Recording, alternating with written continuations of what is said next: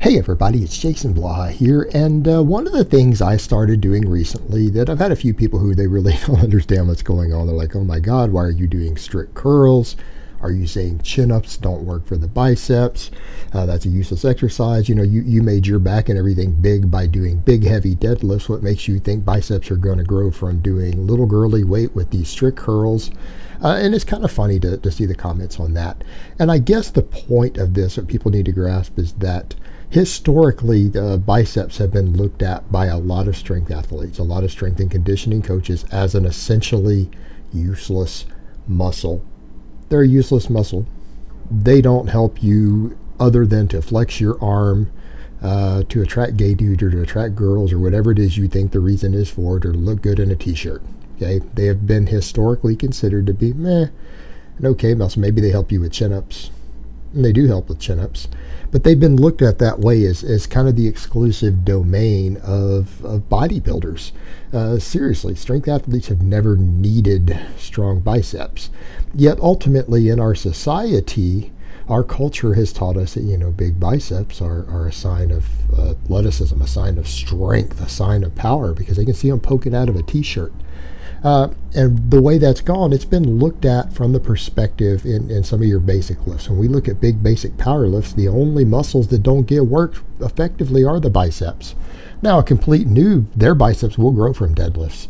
But if you've been training more than 6 months and your deadlift, you've already built a base on something like that, your biceps aren't going to continue to grow from that. And they're not going to be as big as someone who's been rowing, doing chin-ups, curls, things like that also. They're not going to be as big. Or at least if the same person had done those things. And what was looked at, in the way that I understand it, is that a lot of people said, well, hey, let's make power lifters and other people more well-rounded. And since curls are popular, let's go ahead and make strict curling an actual competitive event. And that's what's happened. And I think that's interesting, because we've taken the one muscle in the body that seems to get so much attention by the population, even by guys who first start training, that has generally been an almost useless muscle in athleticism or just general strength, and decided to make it an actual lift. And it's funny, it really is comical when you think about it, because it's the total opposite of all these other lifts, these big movements where you're trying to involve as many muscles as you can with strict form. In this case, the strict curl, they're making you take all of those muscles out. And it's kind of fascinating, and that's one of the reasons I decided to start messing with it, because I realized I probably do need to be training my biceps more. I'm a fitness YouTuber. Just like I'm getting leaner, not having big enough biceps is probably going to affect my outreach to some extent. Another reason I've been losing body fat, up in my cardio.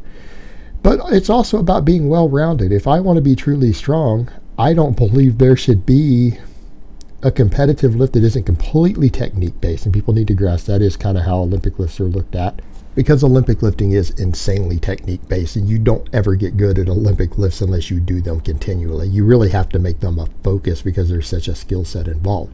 When we think of exercises that people are judged on in various competitive endeavors, general strength, we think of the squat, bench, and deadlift, obviously. Power cleans. Power cleans are looked at by strength coaches when they're recruiting football players. All right, they want to know what they power clean. A lot of your top coaches realize that the power clean translates into force on the field, so they want to know what they power clean. Your strict press was historically even a power lift at one time, and now it's coming back in with this strength lifting thing. And so those are obviously 5 exercises that a person, if they wanted to be well-rounded, would focus on. Now, some people are going, Jason, does that mean you're going to start really learning the power clean?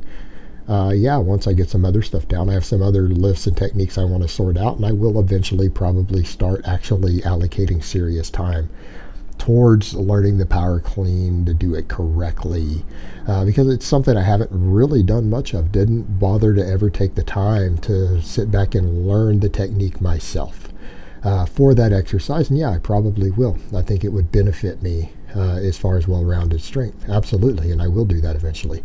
But in the meantime, something like a strict curl is really easy to just work into workouts. It's really easy. It takes, what, 5 minutes? 5 minutes to work 3 sets into the strict curl. And it's just something different. It's something different that is now seen as a strength standard. And it's almost funny to say that. And some people are like, oh my God, I thought you kind of do your own thing and go against the grain in certain ways. Well, I do, but I really don't. nothing that I really do as far as training or diet recommendations and recommend is really controversial. It's only controversial to silly ass bodybuilders. All right, but everything silly ass bodybuilders do would be considered controversial and stupid in the rest of the world for the most part. I mean, it really would be a lot of it. So it might seem unorthodox, but most of the stuff that I promote is generally accepted by top sports nutritionists around the world, strength and conditioning coaches. The majority of what I actually discuss on this channel is mainstream. It's not actually fringe in any way. It's that the fitness community practices fringe stuff that in sports and strength and conditioning and everything else is actually fringe. It's kind of this weird dichotomy we have here. So the strict curl, I'm looking at it from that perspective of going, you know what? Biceps they're right. It is the one muscle that doesn't really get used, but a muscle that gets highlighted by people so much. And training it directly, particularly with a strict curl, doesn't really affect recovery in a negative way. In other words, the amount of workload I'm doing on all of these big barbell movements right now, I'd simply find chin-ups to really be problematic to work into my routine, particularly because I mostly do them at home. It's hard to recover from that. I find days to where I think I'm going to go do some chin-ups, and I've had days where I've done, even recently, as many as 60 chin-ups in a day. I've done 50, 60 chin-up days multiple times in the last couple of months. But I also have days to where my recovery from other lifts, I can't even do a chin-up. And so people seem to be like, what? Yeah. And I normally have no problem cranking out 8 to 10 dead hang chin-ups. It's not really an issue for me. But I have days to where if I try to come home and do a chin-up after some of my training due to the workload I'm doing, I go to do a chin-up and I just hang at the bottom and go, I can't do this. Can't even do one some days. So it reaches a threshold to where I go, okay, well, if I want to train my biceps, I'm going to have to start curling again. If I don't want them to lag and I can't work chin-ups in because of all the other lifts I want to incorporate and continue to incorporate and master and increase tonnage and workload on, it really kind of leaves my biceps out there. The one muscle that's not really going to be worked as effectively as I might need, and it's a very showy muscle, and it's a muscle that attracts younger kids in an audience. Well, the strict curl is now, whether we like it or not, kind of a competitive lift, and it's not that hard to train for. So I thought to myself, why not? It'll be fun. It is kind of a fluff lift that I think a lot of people don't take seriously who are serious lifters. Oh God, curls, oh my God. It's a fluff lift that is now being seen as a competitive lift. And you know what I thought? You know what? That could just be fun.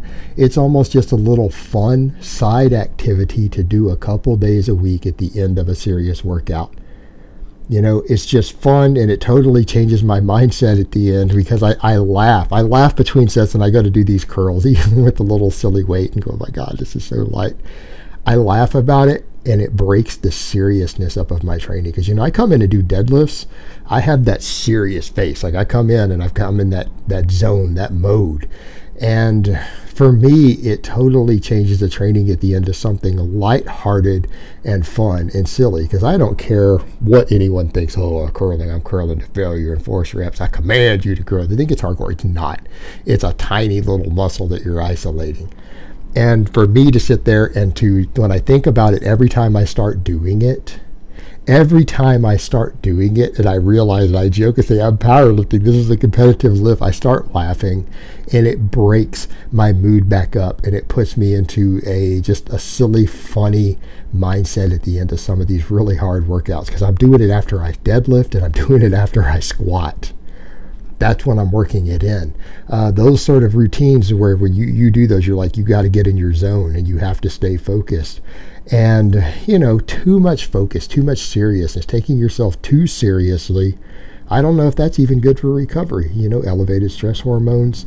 And it's fun at the end. Yeah, I strain. Yeah, it's a little hard. I'm going, man, I'm grunting, and this feels really tough to do this little lightweight. But it's something fun and silly to do that is still technically a competitive lift. As of right now, it's a competitive lift, and I laugh about it every time I do it. It puts me into a funny mood at the end of my most difficult workouts every week. And laughter And happiness and silliness, I think, me personally, people can disagree with me, I think it's good for your recovery.